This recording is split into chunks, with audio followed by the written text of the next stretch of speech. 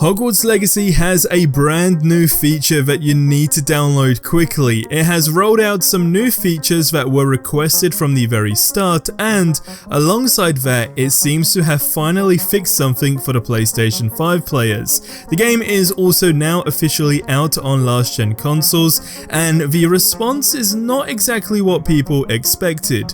Also, quick side note, if you've not yet got this game, our sponsors have some amazing deals for it, and even for Jedi Survivor and so much more like PSN cards for super cheap. You can check out my link below because we are also doing a giveaway where you can win any game of your choice as long as it's below 50 bucks. So both links are in the description below. Now first up, a new and big update is out for Hogwarts Legacy, which is a nice little touch as of course the last gen version has released today, but it's almost like everyone has got something because they have added a few new features. Now the list is quite extensive as always, so I've picked out the key ones, and the main Twitter account for Hogwarts Legacy also highlighted the new feature, saying the following: our latest patch for Hogwarts Legacy includes the arachnophobia mode, making venturing into spider infested areas significantly less intimidating. This was a feature requested from the start, and let's be honest, the spiders in the game do make you jump out your skin more than I personally thought. Just throwing it out there. Now it says, and I quote, an arachnophobia mode has been added to the accessibility options, and when toggled on, this mode does the following. It changes all enemy spider appearances, reduces and removes spider skitters and screeches, removes small spider ground effect spawners, and makes static spider corpses in the world invisible. Collision is still active to prevent players from getting stuck when toggling this setting. Now the additional notes is where things get even more interesting, as it says the following. So additional features: resolved Lodgok's Helm of Urtkirk quest lock, preventing players from continuing with the quest, did some laundry after students pointed out that robes look dirty, multiple save game fixes, and identified and resolved multiple collections and field guide page issues, alongside resolving multiple issues that could cause the player to fall out of the world. Now, if you know very much about the falling out of the world thing, that was pretty much a glitch that allowed you to actually go out of the map and go into different rooms in the game, etc. So unfortunately, that has been patched. I would have definitely rather them not have fixed that, but hey, it is what it is. Now the, and I quote, did some laundry after students pointed out that robes look dirty feature is a big one that honestly bugged me at the beginning, but after the update, it does seem to have cleared it up. Quick side note, not sure if this does mean it can get dirty again though, as I guess that would have been more logical, and then if you stepped into water for example, it cleans itself. Now I've not tested that out, but what I have tested that works amazingly is getting games super cheap through our cool sponsors. Let me explain real quick in 60 seconds. Today's video is sponsored by Instant Gaming, the site that gives you the best and hottest games out right now for up to 70% off on any platform instant, no pun intended.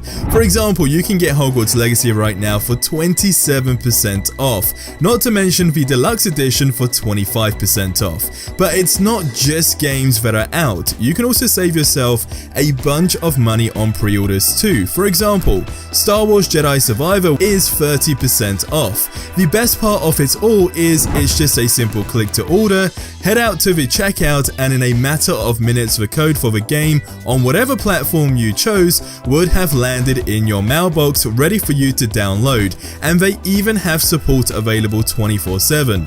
One thing that I have to say I love the most, however, is the variety. From PC, PlayStation, Xbox, and even Nintendo, the catalogue of games they have is truly extensive.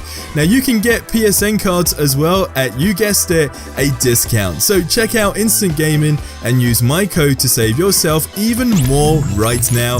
The link is in the description below. Now the PS4 version and Xbox One version of Hogwarts Legacy is officially out, and honestly, all jokes aside, it weirdly feels better visually, minus ray tracing and faster loading times. I think they've done a great job. I'm very surprised on how well in particular the last gen consoles have actually kept up, as if you compare like the PlayStation 3 and 360 after a decade, the differences on games were crazy, whereas with Hogwarts Legacy the only difference is, at least a big difference anyway, is the loading times. And of course that's the big selling point in games on new gen consoles, etc. So it really isn't even that big of a deal, and everything else just looks really well in my opinion. I'm glad they actually decided to delay the game, as it's clearly been polished and runs butter smooth. Now for me personally, it was kind of a weird situation where I genuinely thought there would have been a bigger difference with the last gen version of the game and the current gen, but as I say, considering it's just those two things, it's actually just insane.